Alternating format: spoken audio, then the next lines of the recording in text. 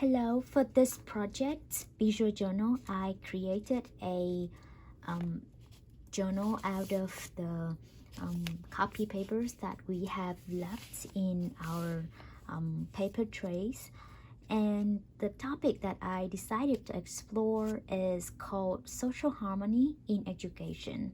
The main reason for exploring this project is because I've been interested in learning about how harmony is such an important concept in education in the East, at least in my country, Vietnam, but it has not been as such as important as it appears to be here in the United States. And in the long run, social harmony in education will probably my research focus, at least for the dissertation.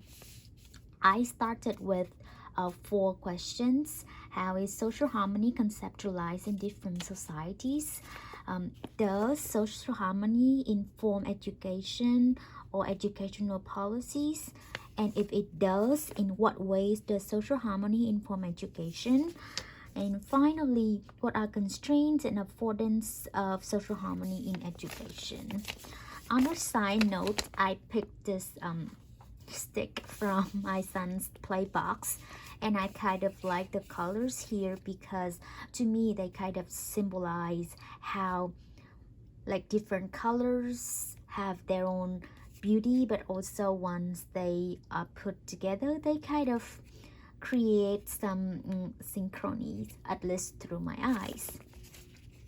So I started the search by going to Google Scholars and identify some articles, journal articles for the most part, that talk about either the concept of harmony or how social harmony and harmony are applied in education in particular. And I cut out these images from a magazine that we picked from the grocery store. I kind of like this theme because to me, not only the depicted flowers and leaves here represent how, in fact, in the nature, different species and plants, they live together in harmony to kind of coexist in harmony with one another. Although there are conflicts, but in general, when we look at this image, it kind of brings out a fresh perspective. Based on the search, I categorized the literature into 3 main parts. The first part is about conceptualization of social harmony, which includes 3 first references.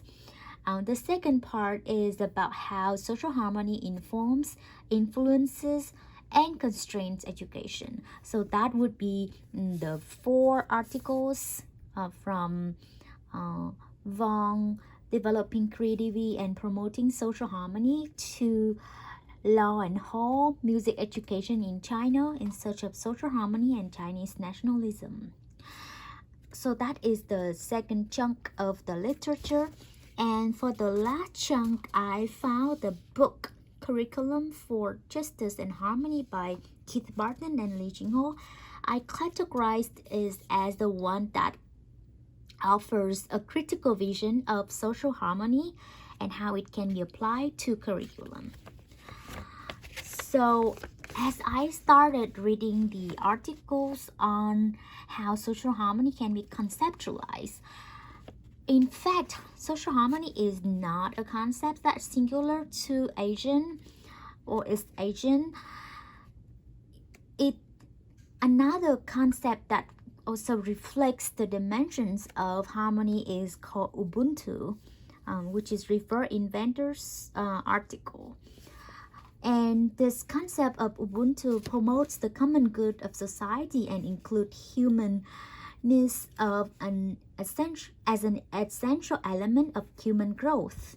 And for the most part, Ubuntu sometimes is coupled with or sometimes equated with communalism and living harmoniously together. However, in this article, I will focus more on the Confucianist perspective on harmony, which is a classical one. And in the classical Confucian concept of harmony, according to Li, Confucian harmony is reflective and mediated in the sense that it is generated through conscious and persistent efforts of humanity. And more importantly, harmony in the Confucianism has two dimensions. It is both a metaphysical and a moral concept. Another aspect of harmony is his relationality, and it takes place at multiple levels. If you pay attention to the this circles, it represents how harmony is taking place at different levels, at the self level, at the family level, at the community level, country level, and the world. And when it comes to family or community, in Confucianism, they have different kind of relationships. For example, self with self, a son with the father, a wife with the husband, a student with the teacher, and a person with the king. And this kind of relationships are supposed to be in harmony by maintaining certain principles and, of course, following moral understandings. If you want, I found out one website from Professor B. Hoffet, where he wrote a lot about Confucianism. I think I will spend more time reading this. This is more like a blog post, reading the blog post and learn more about how Confucianism and harmony is interpreted through the lens of a Western professor. One important thing, and this is the image of Confucius, like the father of Confucianism. And one important characteristic of harmony is education. And in Confucianism, education is understood as an essential tool for building a good character, not primarily for building up one's physical power to conquer what's unknown, but for the ability to cooperate with others and to be in harmony with the nature and the universe. So this level of harmony will be corresponding with the level 5, which is in harmony with the world and the surrounding environment. So the next part is me trying to brainstorm how harmony is kind of interwoven or influenced through education and curriculum. So what I did here was to pick out keywords that I found from the readings, printed them out, and stick to the notebook. To me, these keywords will guide my thinking and my brainstorming about how harmony and social harmony are related to the curriculum, or even serve as the educational principle for education. So, for example, one interesting paper is Ip's paper about social harmony, and the author question, is a harmonious society the same as a happy society, or is a happy society a harmonious one? And interestingly, the answer is neither nor. And the concept of harmony, as understood by the participants in the research, seem to be more complex, not just happy, but also complex in its nature, because happy can come in different forms, and happy doesn't mean harmonious. That's the most dividing that from that article. In another article, Hall talk about how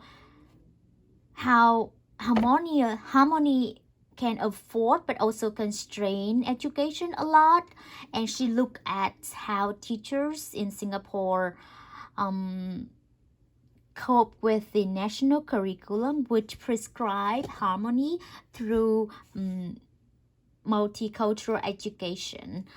And she concluded that with harmony, teachers are challenged to build trust and harmony with the society, but also they also have problems with integrating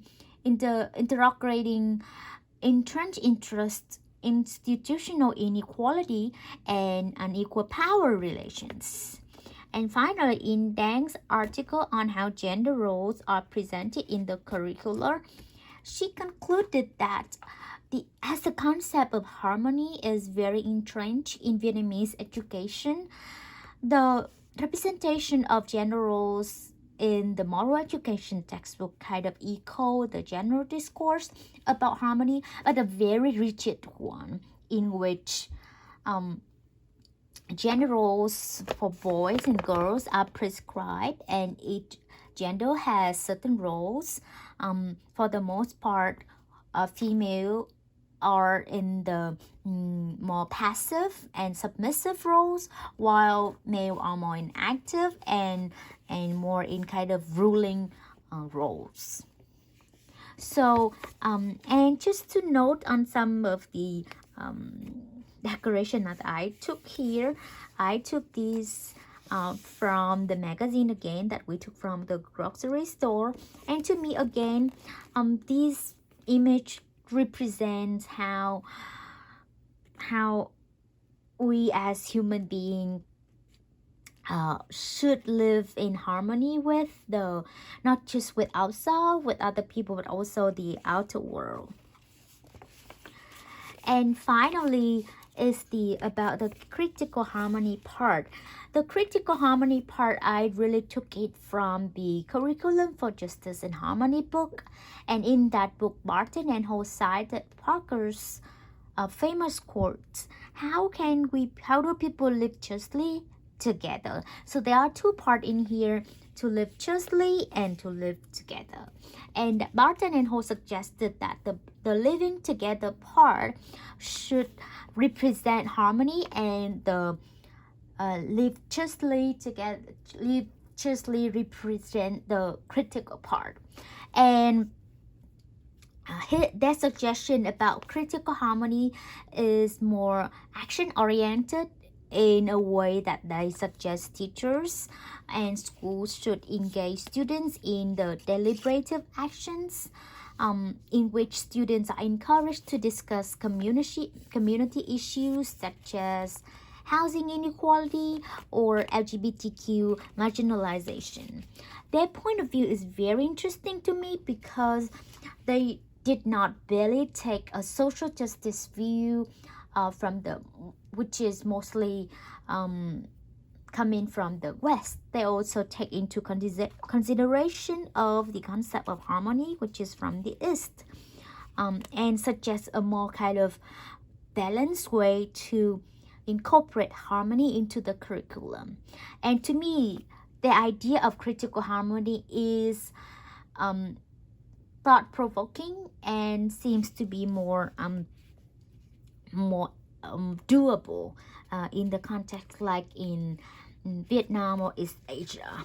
And I just found this image from the internet, and I kind of believe that these kind of holding these hands up image represents what I believe as the elements that create or that constitute critical harmony, such as trust, equality, freedom, hope, peace, justice, rule of law, dignity, prosperity. So far, this is my book about social harmony in education, and it has been such a very interesting journey. I started from just being curious about the topic and gradually find out some articles that talk about it, and through that I try to categorize the article into different groups to orient my thinking. And finally, I would not say the book Curriculum and Justice offer an absolute answer, but it seems to be a feasible approach to include critical social harmony in the curriculum.